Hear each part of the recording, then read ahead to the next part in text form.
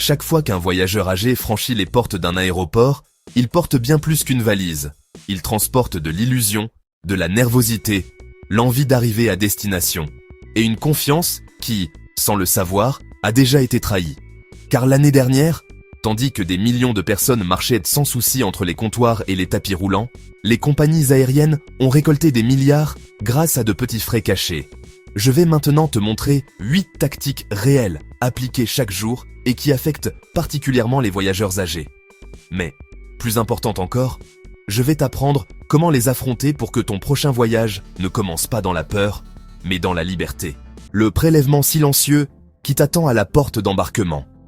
Juste au moment où tu crois avoir surmonté le plus difficile, l'enregistrement, la sécurité, les longues marches, apparaît la dernière épreuve. La porte d'embarquement. Là où l'on pense qu'il ne reste qu'à s'allonger et attendre, commence un jeu que peu connaissent, et qui touche particulièrement les passagers âgés. Parfois, ce n'est pas de la mauvaise volonté, c'est simplement des mathématiques. Certains employés reçoivent des primes s'ils parviennent à détecter un sac, à peine trop grand, ou à convaincre quelqu'un de payer pour un siège meilleur. Et ce moment où tu hésites, ajuste ton sac à main, regarde ta valise pour t'assurer qu'elle rentre. C'est l'instant exact où tu deviens une cible parfaite. Une erreur de 2 cm peut se transformer en dépense inattendue. Une question innocente peut devenir un prélèvement. Et beaucoup de personnes âgées, par éducation, par respect ou pour éviter le conflit, acceptent des frais qu'elles n'auraient jamais dû payer. La scène est cruelle. Toi, debout, essayant de comprendre pourquoi ta valise, la même que tu as utilisée 1000 fois, ne respecte plus les dimensions. L'agent, avec un sourire aimable, te propose la solution. Et la compagnie gagne, tandis que toi, tu perds de l'argent et de la tranquillité. Quand ton corps parle et que l'aéroport l'interprète mal, il y a un moment à l'aéroport que personne n'aime. Le contrôle de sécurité. Non seulement à cause des bacs, des chaussures ou de la bouteille d'eau confisquée, mais aussi parce que, sans que tu le saches, quelqu'un observe autre chose que tes bagages. Il scrute ta posture, tes mains, ta respiration. Ils cherchent des tremblements, de la sueur, des hésitations. Et ils appellent cela une surveillance comportementale. Le problème ne réside pas dans le système. Il réside dans l'injustice dont il peut faire preuve. Imagine ceci. Tu es une personne âgée. Peut-être que tes mains tremblent à cause d'un médicament. Peut-être que l'anxiété te prend lorsque tu es entouré de foule ou tu marches avec une certaine raideur. Tout cela, qui fait simplement partie de ta vie, peut être interprété comme suspect par un agent qui ne te connaît pas. Et ainsi, commencent les détours vers des contrôles supplémentaires, les questions gênantes, cette sensation d'avoir mal agi alors que tout ce que tu as fait, c'est être humain. Certains ont manqué des vols pour cette raison. Pas à cause d'une erreur, ni d'un oubli, à cause d'un symptôme, à cause de leur santé. Et il n'y a rien de plus frustrant que devoir justifier auprès d'un inconnu pourquoi ton corps se comporte comme il le fait. Plan d'action. Respire avant d'arriver au contrôle. Entre calmement, comme si tu n'avais rien à prouver. Si tu as une condition médicale, tremblement, transpiration, spasme, mobilité réduite, apporte une petite note médicale. Ce n'est pas pour t'excuser. C'est pour éviter que l'aéroport interprète mal ce que ton corps exprime malgré lui. Et surtout, offre-toi du temps. Quand tu n'es pas pressé, ton corps s'apaise et rien ne parle plus clairement que cela. Quand tes médicaments deviennent suspects, il y a quelque chose de profondément injuste dans le fait que ce qui te maintient en bonne santé puisse soudain devenir un obstacle au voyage. Mais c'est exactement ce qui se produit dans plusieurs aéroports du monde. Aux heures d'affluence, quand les files avancent lentement et que les agents sont saturés, tes médicaments cessent d'être de simples traitements et deviennent des objets nécessitant vérification. S'ils voient des piluliers, des sachets sans étiquette ou des doses qui dépassent apparemment quelques jours de voyage, ils peuvent demander des preuves, te retenir et même confisquer la médication le temps d'en vérifier la légitimité. Pour une personne âgée, ce n'est pas une formalité, c'est une menace directe à son bien-être. Personne ne devrait craindre qu'on lui enlève ce dont il a besoin pour vivre. Et pourtant, cela arrive. Vols manqués, heures en retenue, l'angoisse de ne pas pouvoir expliquer que ce blister sans boîte n'est qu'un médicament que tu prends depuis des années. C'est déchirant de voir quelqu'un essayer de convaincre un agent qu'il a besoin de cette pilule pour le cœur ou de cette insuline pour rester stable. Déchirant et inutile. Plan d'action. Transforme tes médicaments en protection, pas en faiblesse. Transporte-les dans leurs emballages d'origine. Garde une liste imprimée de tes traitements, avec le nom du médecin et les coordonnées du centre de santé. Si tu as une médication délicate, comme l'insuline ou les anticoagulants, déclare-la avant le contrôle, avec une phrase claire et ferme. Je voyage avec des médicaments prescrits et je souhaite les déclarer avant la vérification. Ajoute des photos numériques des étiquettes, au cas où on te les demanderait. Dans ce cas, l'information ne te protège pas seulement, elle te rend le contrôle. Le piège déguisé en aide. Il existe des tromperies qui ne nécessitent aucune parole. Un simple objet placé au bon endroit suffit. Dans de nombreuses portes d'embarquement, ce piège est une simple boîte métallique destinée à mesurer les bagages. Elle semble être un guide aimable, un outil pour voyager sereinement. Mais en réalité, c'est un aimant à erreur et à frais supplémentaires. Le truc est subtil. Si tu places toi-même ton sac dedans, sans que personne ne te le demande, tu donnes ton consentement sans t'en rendre compte. L'agent n'a plus qu'à regarder, plisser légèrement les yeux et dire « Je suis désolé, mais cela ne respecte pas les dimensions ». Quelques millimètres de plus, et ton portefeuille commence à souffrir. Et ceux qui tombent le plus souvent dans le piège sont des personnes âgées, habituées à faire confiance à l'autorité, à suivre les indications sans les remettre en question. Des gens qui ne veulent pas discuter, qui veulent simplement voyager en paix. Et cette docilité, injustement, devient une vulnérabilité. C'est déchirant de voir quelqu'un payer pour un bagage qu'il utilise depuis des années sans problème, simplement parce qu'il a fait confiance à une indication qui, en vérité, n'en était pas une. Plan d'action. Ne mets jamais ton sac dans la boîte si personne ne te le demande. Garde-le près de toi, presque comme une extension de ton corps. Si tu dois vérifier quelque chose, fais-le discrètement, dans un coin isolé. Et si à un moment, un agent tente de te faire payer pour quelques centimètres, demande une révision, demande un superviseur. Ton bagage n'est pas le problème. Le vrai problème, c'est qu'on essaye de te faire croire qu'il l'est. Quand ton document indique « valide », mais que l'aéroport dit le contraire. Peu de choses font aussi mal que d'arriver à l'aéroport avec tout en règle, de présenter son document avec confiance, et de voir le visage de l'agent changer. Ce petit geste, cette pause de 2 secondes, peut faire s'effondrer tout un voyage. Beaucoup de passagers âgés l'ont déjà vécu. Ils présentent un permis ou un document parfaitement en vigueur, sans un seul jour de dépassement, et on leur dit qu'ils ne peuvent pas voyager. Non pas parce qu'il est expiré, mais parce qu'ils ne respectent pas une nouvelle réglementation, un nouveau symbole, une norme que personne ne leur a expliquée. C'est un coup émotionnel terrible. Pas seulement à cause de la perte du vol ou de l'argent, mais à cause du sentiment d'injustice.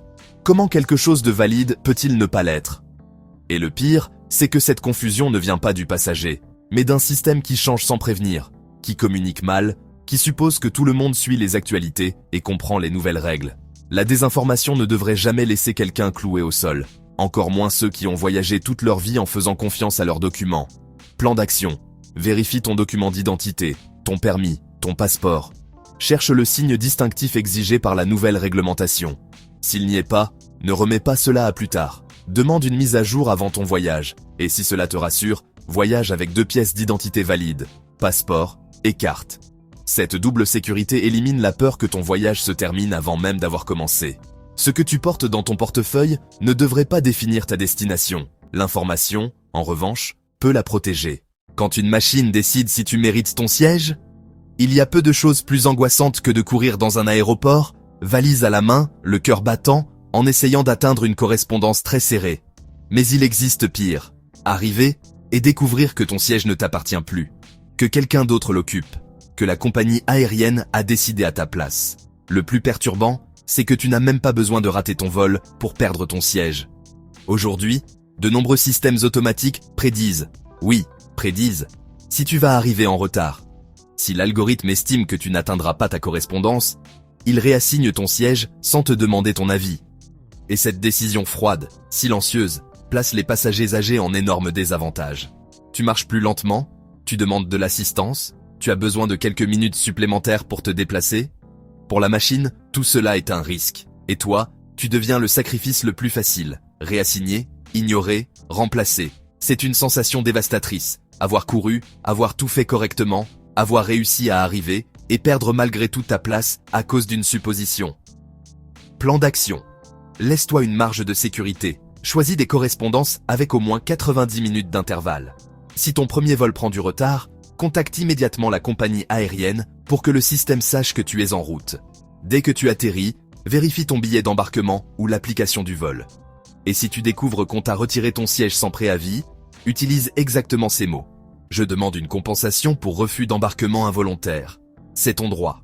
Et tes droits ne disparaîtront pas à cause d'un algorithme. L'attente qui t'épuise sans que tu t'en rendes compte. Il existe des retards qui blessent d'un coup. Et il y en a d'autres, plus traîtres, qui t'usent minute après minute sans que tu le réalises.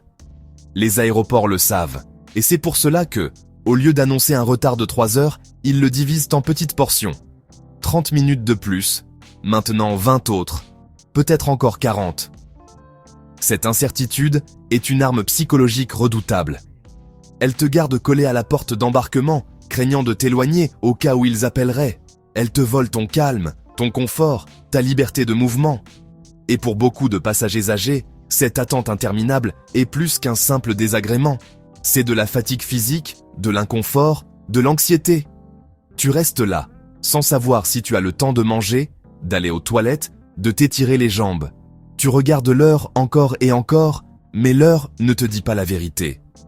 L'aéroport, lui, la connaît, mais ne la partage pas toujours. Le pire, c'est la sensation d'avoir perdu des heures de vie inutilement, piégé dans une attente qui aurait pu être gérée avec honnêteté. Plan d'action. Ne reste pas à la merci des haut-parleurs. Utilise des applications ou des sites de suivi en temps réel pour connaître la position réelle de ton avion. Cela te redonne du contrôle. Si le retard dépasse 3 heures, demande ce qui t'est dû. Bon de repas, compensation, information claire. Lève-toi, marche, hydrate-toi. Ne laisse pas l'aéroport transformer ta patience en prison invisible. Le conseil qui a vieilli sans que personne ne l'admette. Pendant des années, peut-être des décennies, tu as voyagé en suivant une règle sacrée. Arrive 2 heures à l'avance. C'était simple, pratique, fiable. Mais le monde a changé. Et ce conseil? Non. Aujourd'hui, cette phrase qui semblait te protéger est devenue dangereuse, surtout si tu as plus de 60 ans. Les aéroports sont devenus plus lents, plus pleins, plus stricts. Les contrôles se sont multipliés, les procédures se sont complexifiées. Et le nombre de voyageurs ne cesse d'augmenter. Pendant que tout cela évoluait, la recommandation est restée figée dans le temps. Et ceux qui lui font confiance sont justement ceux qui peuvent perdre le plus. La scène se répète dans des milliers d'aéroports. Une personne âgée arrive avec la tranquillité de quelqu'un qui a respecté les règles, et finit par regarder son avion décoller sans elle. Non pas parce qu'elle est arrivée en retard, mais parce que la réalité ne correspond plus aux conseils qu'on lui a donnés toute sa vie. C'est une sensation amère, celle d'avoir tout bien fait et d'être pourtant en décalage. Plan d'action. Offre-toi le temps que l'aéroport ne te donne plus. 3h30 pour les vols nationaux, 4 heures pour les internationaux. Oui, cela semble beaucoup. Mais ce que tu gagnes en échange est immense. Marcher sans stress, résoudre les imprévus sans panique, arriver avec le corps et l'esprit en paix. Consulte les temps d'attente avant de partir, utilise les programmes de contrôle accélérés s'ils existent, et appelle l'aéroport 1 ou 2 jours avant pour confirmer les horaires des contrôles. Arriver tôt n'est pas exagéré, c'est te protéger. Ne voyage pas seulement avec des bagages, voyage avec du pouvoir. Voyager était autrefois simple, une valise, un document, un horaire. Mais les aéroports d'aujourd'hui fonctionnent comme un monde parallèle, rapide, confus, rempli de règles invisibles qui changent sans prévenir. Un monde où, sans le vouloir, de nombreux passagers âgés se retrouvent désavantagés. Car il ne s'agit pas de méfiance, il s'agit de clarté. De savoir que certains contrôles observent plus qu'ils ne devraient, que certains frais ne sont pas un hasard, qu'une simple pilule sans étiquette peut interrompre ton voyage, qu'un algorithme peut décider à ta place, qu'un document valide peut cesser de l'être, qu'un retard peut devenir un enfermement psychologique, que arriver à temps ne signifie plus ce que cela signifiait autrefois. Et au milieu de tout cela, il y a toi, avec ton expérience, ton envie de voyager, ton droit d'arriver sereinement à destination. La vérité est simple et puissante. Les aéroports modernes ne fonctionnent plus comme avant. Mais la meilleure défense n'est pas la peur, c'est l'information. Quand tu comprends ce qui se passe en coulisses, rien ne te prend par surprise. Quand tu sais comment ils agissent, tu apprends à te protéger. Quand tu connais tes droits, tu cesses de te sentir vulnérable. La prochaine fois que tu entreras dans un aéroport, ne le fais pas seulement avec tes bagages. Emporte aussi ces stratégies, ce regard éveillé, ce courage tranquille, qui naît de savoir à quoi t'attendre.